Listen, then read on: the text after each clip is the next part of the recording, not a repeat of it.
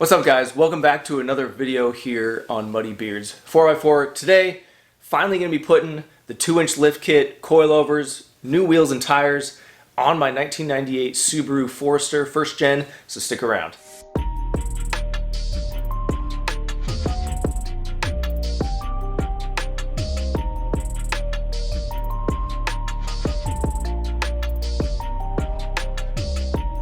Now, if you guys are new to the channel and have come here because of the Subaru, I encourage you guys to hit that subscribe button so you can continue to watch the build on this and also go back and see our other videos. We have a ton of off-road content, off-roading, fabricating, and stuff like that. So this is going to be supposedly a fairly easy job compared to what I've been doing in the last long time. I've been fabricating, I've been doing transmission swaps, building stuff.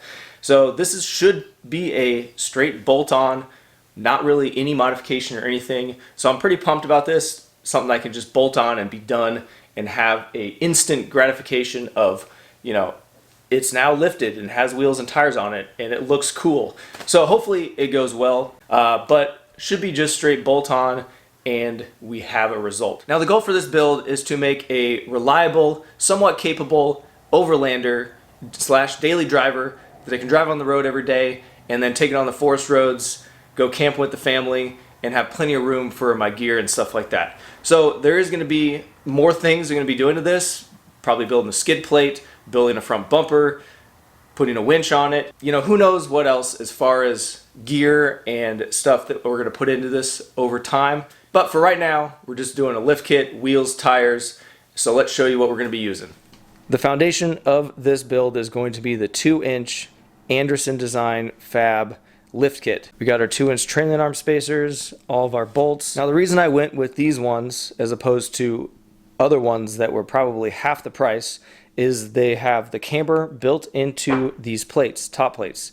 So instead of just being straight, everything is offset just a little bit. So hopefully the camber should be good. And the main part that I like is these trailing arm spacers. Most kits have like this. This is a body lift for my Jeep that I took off, but for example, they have just 2-inch spacers and longer bolts for the 3 bolts, and these are actually boxed in and super solid, and I really like that better. It spreads that load across the whole frame, and I really like that, and I think that's really worth the extra money to spend just kind of in this design right here. And I'm a rock crawler off-road guy, so I am super into way overbuilding things. And would these work? Yeah, probably just fine, you know, but I really like this a lot better. And these are coilovers from Maxpeeding rods. Now, you can use your factory struts. That's what this is designed for. There is absolutely no reason why you need to have coilovers. And I had no intention of running coilovers, but I was in the process of ordering these parts and getting the Subaru build squared away, and they contacted me and asked if there was any parts they could send me to use and try out and put in a video. And they make coilovers for a first gen Subaru. So I will leave a link in the description for Maxpeeding rods, and also I believe it's a 15% discount if you use the code MuddyBeard, no S, MuddyBeard at checkout. Give you 15% off anything on Maxpeeding rods website. And the wheels and tires are Toyo AT3 215/75/15s on Bassett race wheels. Got the wheel and tire off. I'm going to show you real quick this $13 Amazon camber tool. I'll put it in our Amazon store if you're interested. Now I'm going to say this is not a replacement for an alignment. It is a starting point where you can drive it around, and it should drive pretty good until you can get it aligned.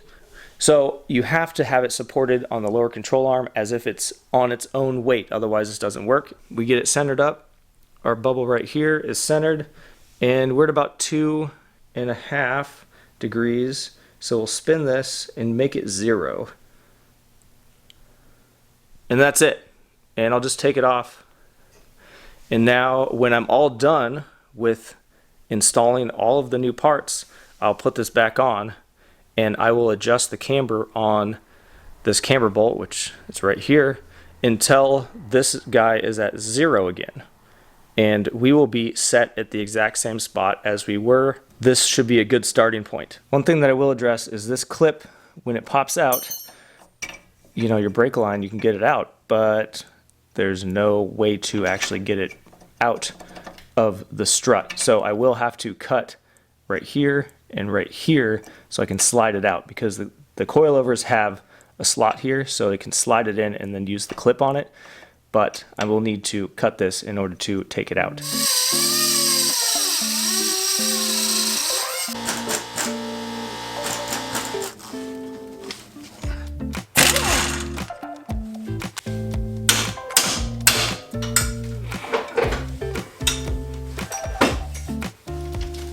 Off camera, guys, I went ahead and slammed everything together real quick, dropped it on the ground, and as you can see, we have no lift.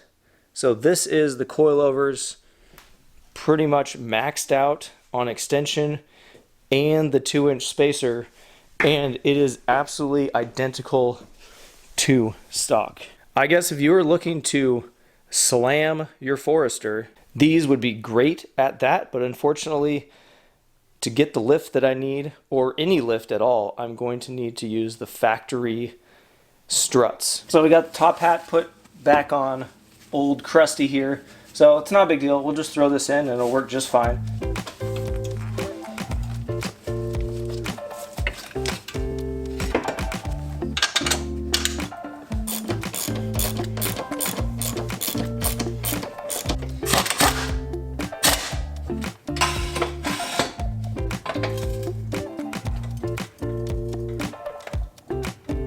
So we're sitting back down at ride height. Everything is on. I'm going to adjust that camber like we talked about before, getting it back to 0. Okay, there we go. We're at 0. And let's lock her down. Okay, this side is wrapped up, all bolted down. The wheel sensor bolted back up, and the brake line, actually the clip goes in just fine even with missing that side piece I cut out. It's still in there and not going anywhere. So this side is wrapped up and done, and there is a much bigger gap now than there was before, that's for sure. So the other side should go much quicker. I wanted to share this with you guys because this is installed incorrectly. I went back through the instructions, my camber and stuff, I didn't really like it. It didn't seem right. So this bolt needs to be spun around and go here. The stud needs to be here, logo facing into the engine bay. I've already fixed this side into the engine bay, and that is correct. So that side's all done. I just need to unbolt this one and flip it around real quick. Okay guys, we're here in the back, tires off. I disconnected the sway bar just to make it droop a little bit easier, and I put a jack under this trailing arm so when I undo the top, it doesn't just drop straight down, it's controlled. So this top piece right here, back in the trunk, pops out this way towards the center and then up and out. And then we got our strut mount right in here.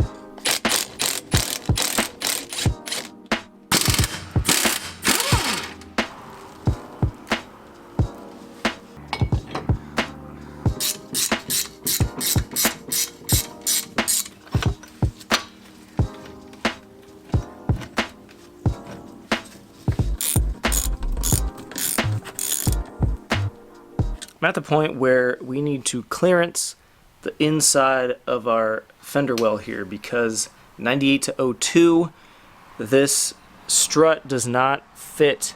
It just binds up against the wall here. I spent some time with a 5-pound sledge, gave it a little paint so it doesn't look so bad, and hopefully it will clearance now. Here's the trailing arm spacer installed on the driver's side. It is 3 17mm nuts, I believe, to get it out, and these ones are 19 to put it back in. I'm just showing it to you. This is what it looks like, and it's super easy to install. These upper bolts right here, this really does not want to line up. It's once you get this trailing arm spacer in and the lower bolt in, it is really difficult to get in. So I found that if you use combination of a jack under here, it actually pushes this up and just makes your life a lot easier. This side should be wrapped up. I am going to set it on the ground. The whole, I almost said Jeep, the whole Subaru, set it on the ground, let it settle out, and then I'm going to attach all of my sway bar link.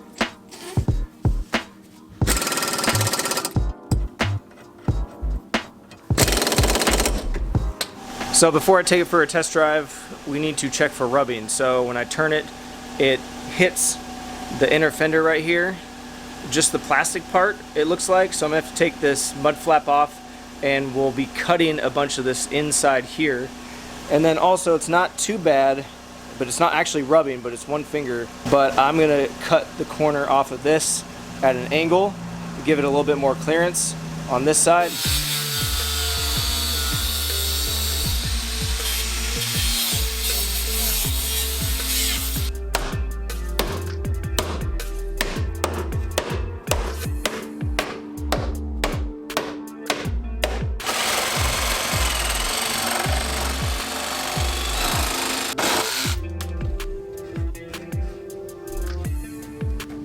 We now have significantly more room in here, this being a few extra inches of clearance on that inner fender. And I'm not ready to totally get rid of my rocker yet, so I have this trimmed a little bit as well all the way around. So I did throw the inner fender lining back in, so I cut this section out right here all the way down to here, and again like this corner. So the only thing I'm worried about is really this corner right here and maybe this. So I need to drive it around and see where we're at with the trimming. But these are all the parts I have trimmed out. This is all I needed in the front, hopefully, and then all this. So overall, it wasn't a ton of trimming, but I do see more trimming in the future, but I just need to drive it around a little bit. So a couple things I want to go over before we continue. One is these Bassett racing wheels have a 45-degree lug nut seat, which has these 45-degree conical seat lug nuts as compared to, like, this is a mostly standard on most vehicles 60-degree conical seat. So you can't use this one. You're supposed to use these 45-degree conical seat lug nuts. I know these are big and bulky and kind of ugly compared to these, but unfortunately with these rims, this is a lug nut that they say you have to run. Another thing that you have to consider is wheel itself has to be lug-centrically balanced. So you can't put it on the hub, the center hub, and balance it. It's not going to turn out as good as it will if you lug-centrically balance. So it took me 5 different places I had to call before I found somebody that actually had a lug-centric, the fingers to do the lug-centric balancing. So if you're going to use these, make sure you call around, do your research, figure it out about the lug-centric balancing and the 45-degree conical seat lug nut to make sure that that's something that you actually want to go with.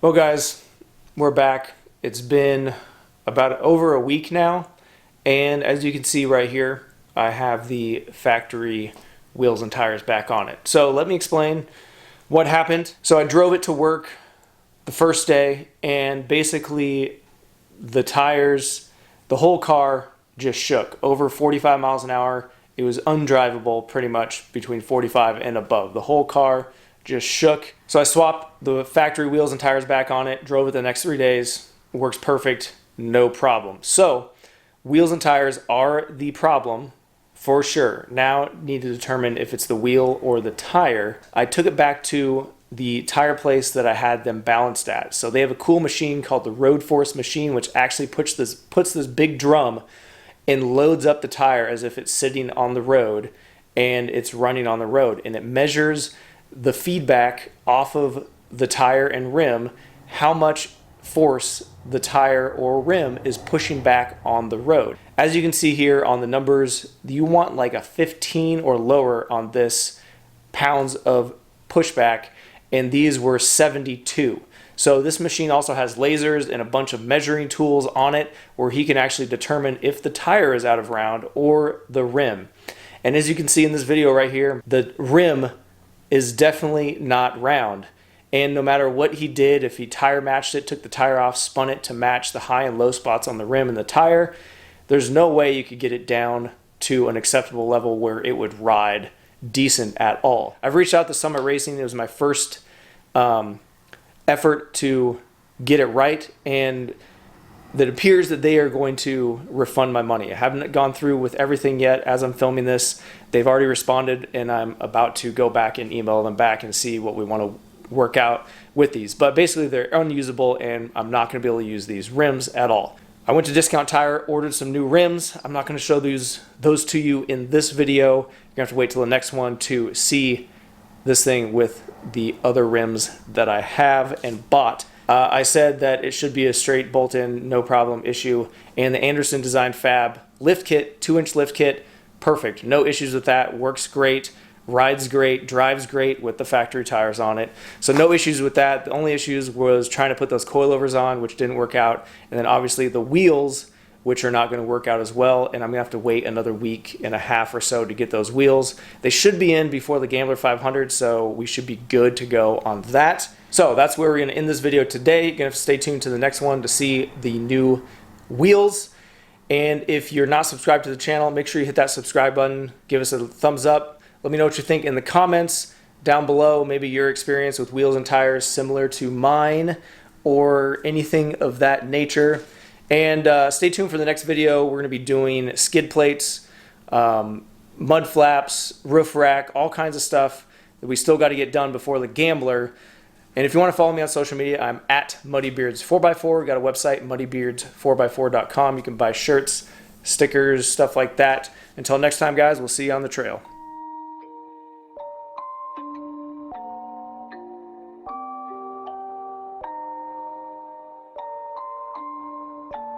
Rage on that beat, going crazy.